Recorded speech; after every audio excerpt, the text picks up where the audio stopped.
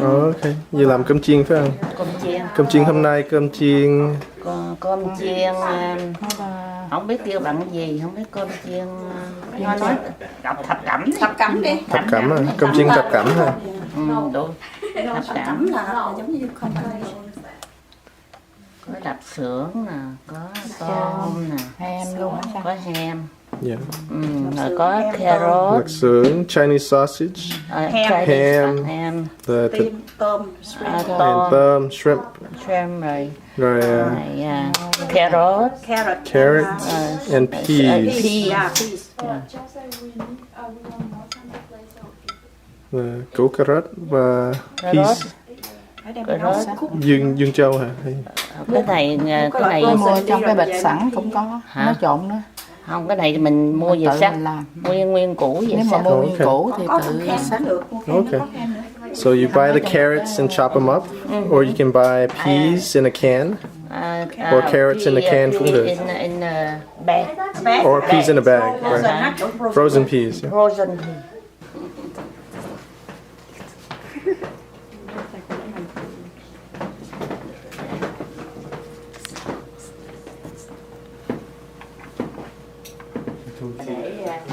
Để tỏi vô trước, để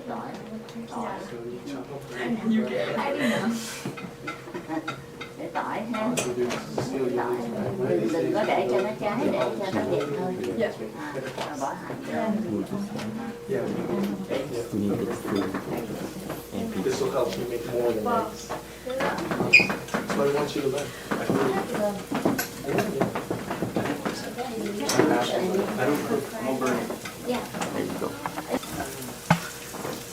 Once it starts looking good, you start putting in the sausage, Chinese sausage, right?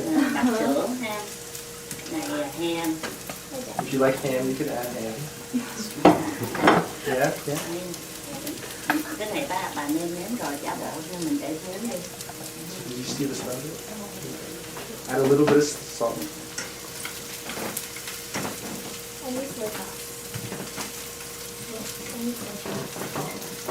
Có không nhiều nước tương này. Cái màu giống như là con chim bào. Xong rồi đó, xong được rồi đó thì cháu nó để cái này vô. So if you like your rice to be darker color, then you use soy sauce instead of just salt. Really? Yeah.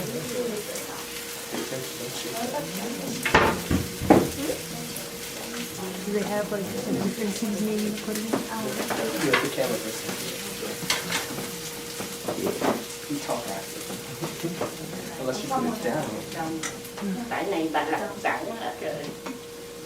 And that's it. So that's how you make fried rice. Keep it simple. All right, now time to eat. Who's hungry? Oh, grab paper plates.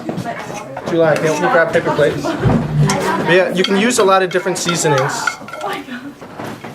Không mà mai mốt mà nếu muốn quay mấy cái 1, 2, 1, 2, 3,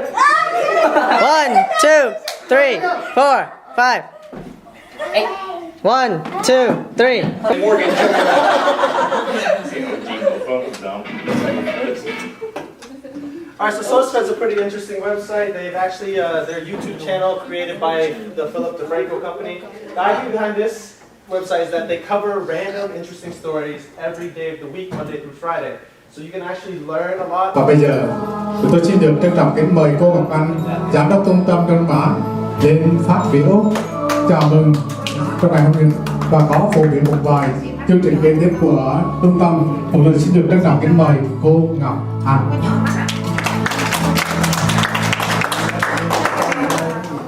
Cảm ơn các bác hôm nay tới cơ quan để có cơ hội cho các cháu với lại các staff của cơ quan được celebrate cái sinh nhật của các bác. Trung tâm Đông Nam Á rất là vui là có chỗ và có cơ hội để mà mời các bác qua đây chung nhóm lại với lại cơ quan với lại staff. Các bác thấy là mình có rất là nhiều chỗ, nhiều phòng. Thế nên trong tương lai mà các bác có dịp để mà gặp bạn hay là họp mặt với nhau thì là xin cứ liên lạc với lại Ngọc Anh hoặc là Trâm hoặc là Andrew thì là chúng tôi sẽ schedule vào cái hơi khóa biểu cho các bác nếu mà các bác cần dùng chỗ. Xin các bác nào mà có cái sinh nhật từ tháng 1 đến tháng 4 đó, xin chúc các bác mọi sự thật là như ý, được thật là sức khỏe dồi dào và mọi sự được hạnh phúc. Cảm ơn các bác.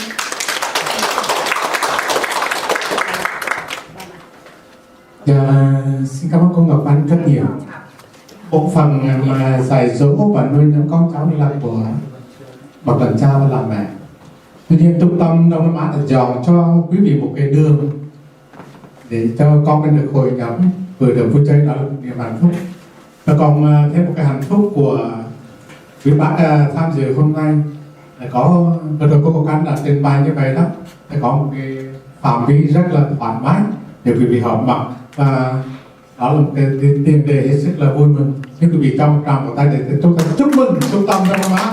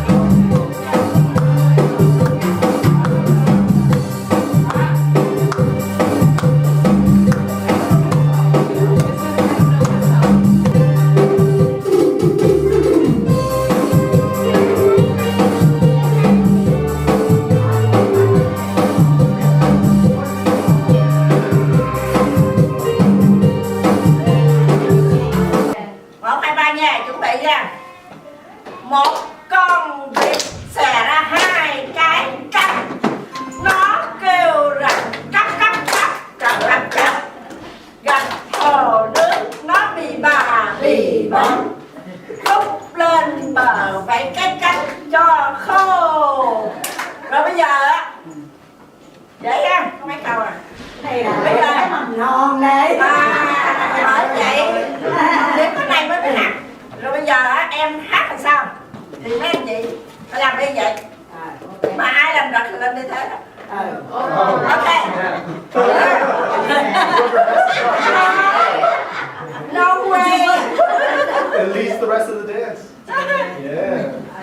Dạ thì chị nói hiểu chưa? Bây giờ hãy nghe tôi nói làm sao. Làm y vậy. Nè, nè. Rồi. This is a good exercise. Một con vịt xẻ ra một cái canh. Nó có một cái canh, sao đây là hai cái canh hết vậy? Tôi đang nói là nghe, nói sao làm vậy? Lại à? Lại nha. Bạn đặt lại ở đây thấy tôi à? Nè. Rồi lại nha. Một con vịt xẻ ra hai cái cánh. Nó kêu rằng cắp cắp cắp cặp cặp cặp. Gặp hồ nước nó bì bọt.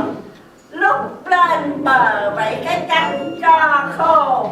Một con vịt xẻ ra một cái cánh.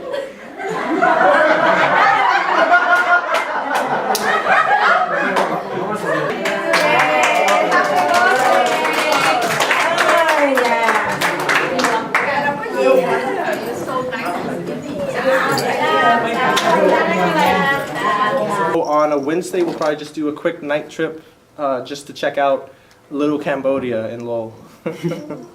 And in between there, I'm going to try and come up with a different workshop to talk more about all of the different cultures that are in Southeast Asia, in Asia, for us to learn a little bit more about each of the histories. So, starting with Vietnam. Vietnam, mainly, the most important part is to understand why are there Vietnamese people in America.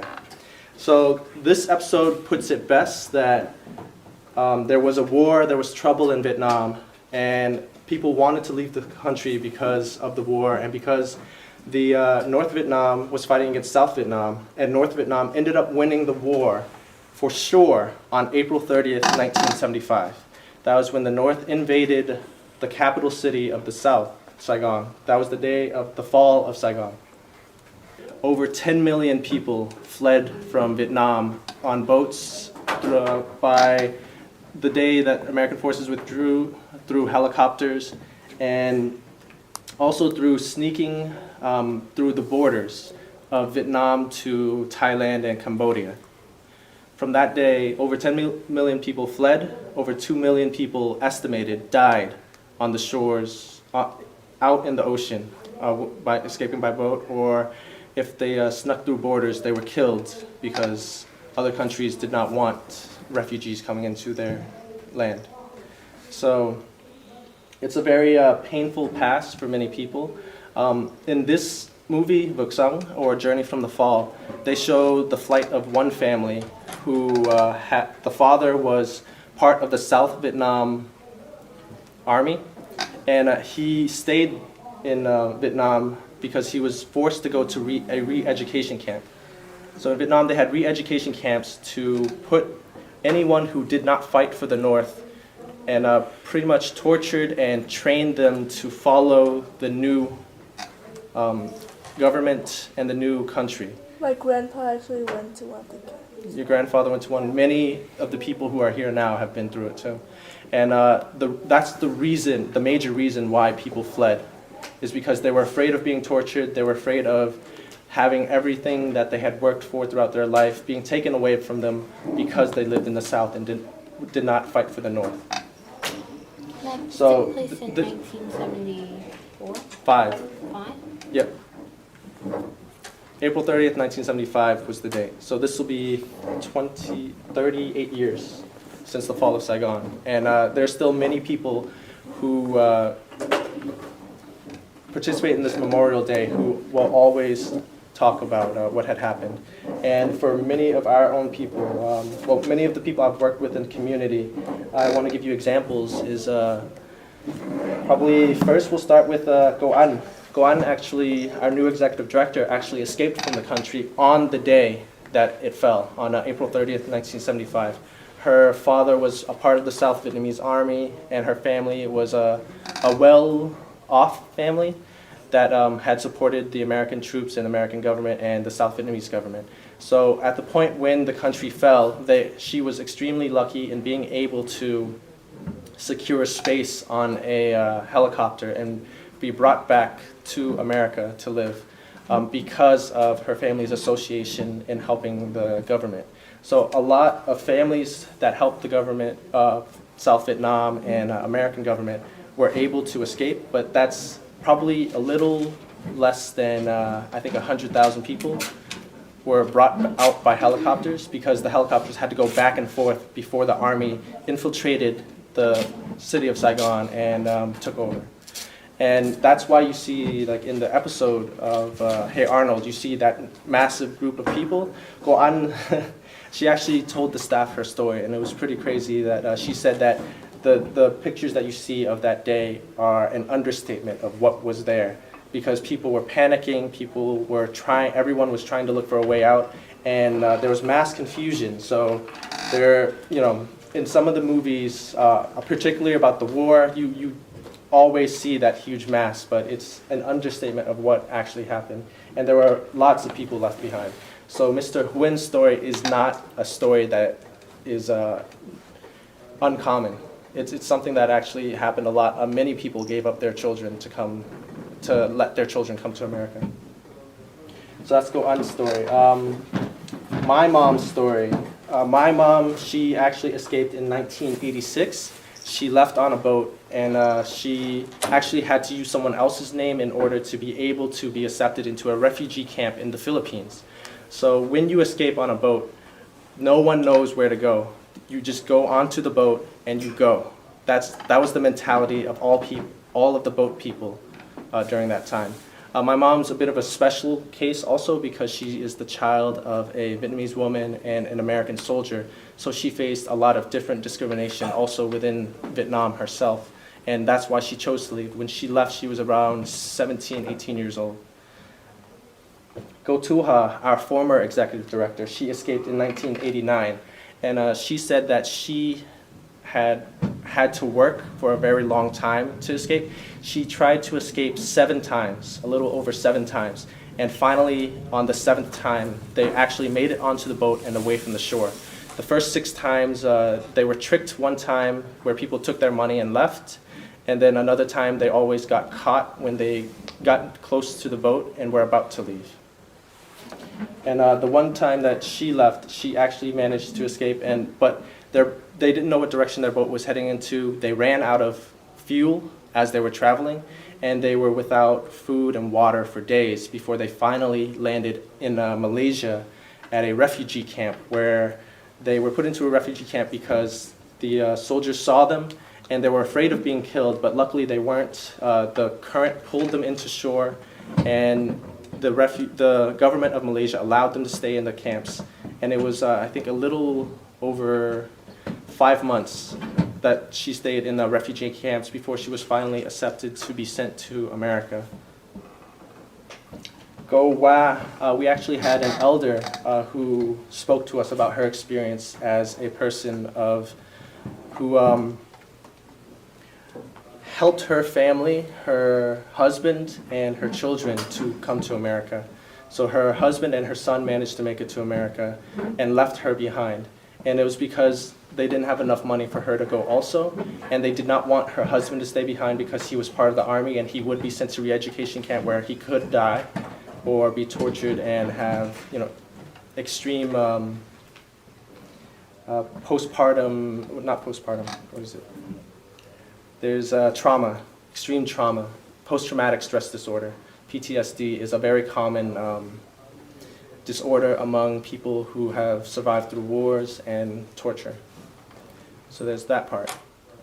And she talked to us about her experience as someone who was part of a family that supported the South government and having everything taken away from her and having to work from the bottom back up to earn a decent living, and also having discrimination from the government and not receiving support through that. So doing whatever she could. And her husband died in America before she could come here and reunite with him. So that was a very big difficulty for her, always worrying about her husband and son and not receiving any word from them until much, much later on. She was in Vietnam for a little over 10 years before her family was able to bring her over in 2006, I believe. Oh no, she just got her citizenship, so 2007 was when she was brought over to America. There's also the story of an older couple that came here. They made it through the boat by coming on boat, surviving through refugee camps, came to America with their one son.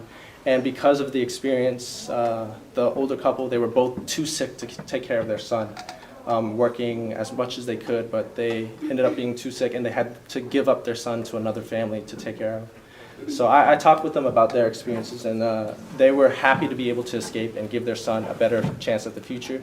They wish that they had been healthier and be able to spend more time with their son, but in the end, they feel that at least they're still alive to be able to be with him and to be able to take care of him. So that's the mentality of many of our elders who are connected with their families. There are still many people who are trying to bring all of their family members from Vietnam to America now.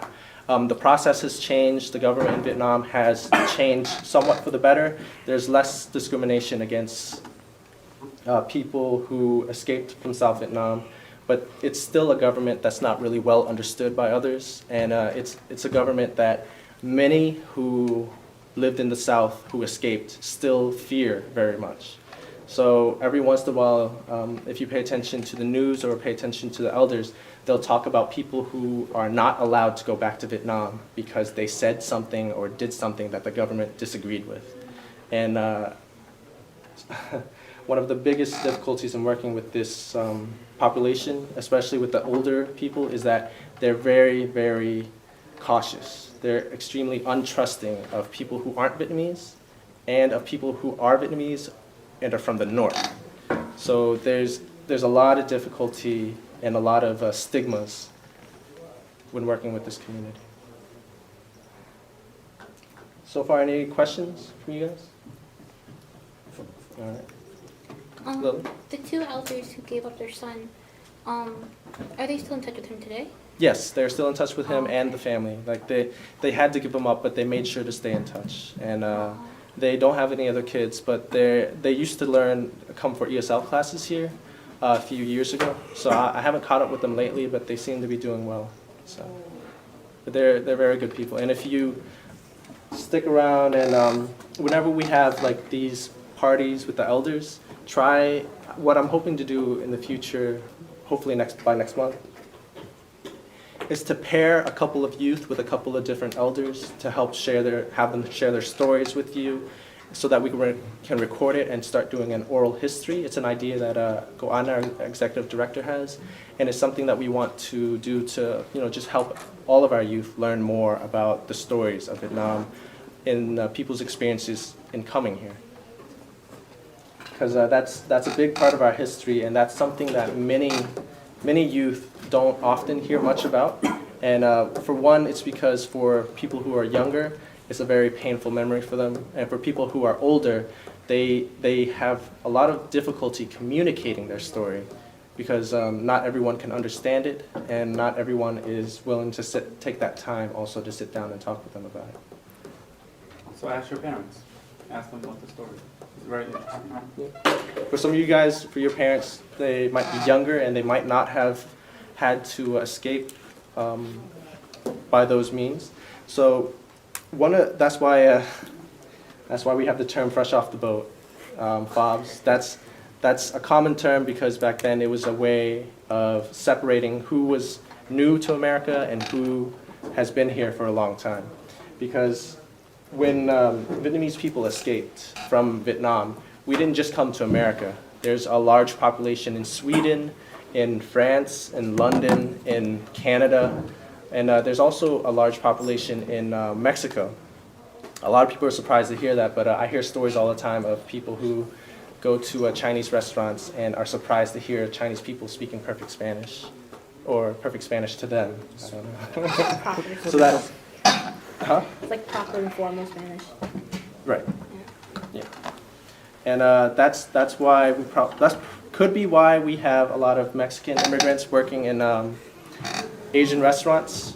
possibly also because it's cheap labor, but some people are cheap. You gotta be absolutely honest.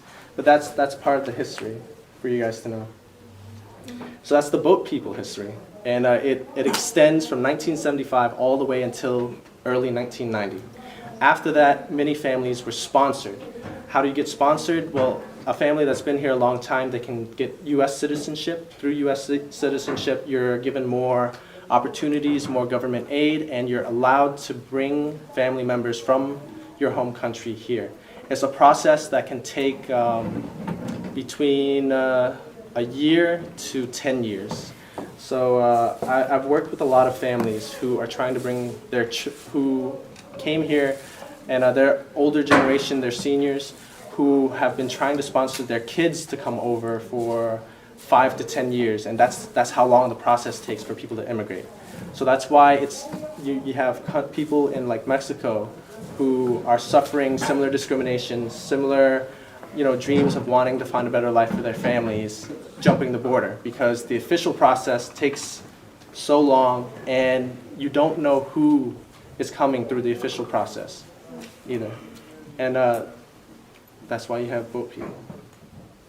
It's important for all of us to keep an open mind and understand where some of this history affects a lot of people. And this is only recent history for some Vietnamese families, some Asian immigrants. If you look at other people's stories, other groups' stories, so if we talk about slaves in the 1600s, or Native Americans being attacked, raped, pillaged, having their land taken from them, even before that, all of that still exists today, that history that people learn and understand. And you cannot forget your history, and you cannot not learn your history and respect it to prevent similar things from happening again today. There's a video I saw last week of a lot of American people, or white Americans, standing and protesting illegal immigrants. And then a Native American guy comes through and starts yelling at them, saying, "You guys were illegal. I didn't want you here. We didn't want you here." And those protesters started leaving. But see, that goes back to even before slavery. So just remember that history is important, and it's extremely, extremely important for you to learn the history of other cultures, especially since America, for me growing up, I was told America's the melting pot. Like myself, my family, I was born in Florida, lived in Louisiana, and then came and lived up here. And I remember seeing all that. I remember seeing very, very few neighbors who were like me, or like who had a similar background of mine, who could understand where I was coming from. And it wasn't until I moved to Worcester where I started seeing not only Vietnamese people, but Vietnamese people who were mixed because their parents were mixed, and their grandparents, no one knew their grandfather. So my wife, shares a similar background to me, although we come from different areas and very different Vietnamese cultures, since I was born here and she wasn't. So it's just all encompassing. There's a story for everyone, and we're all, still struggling.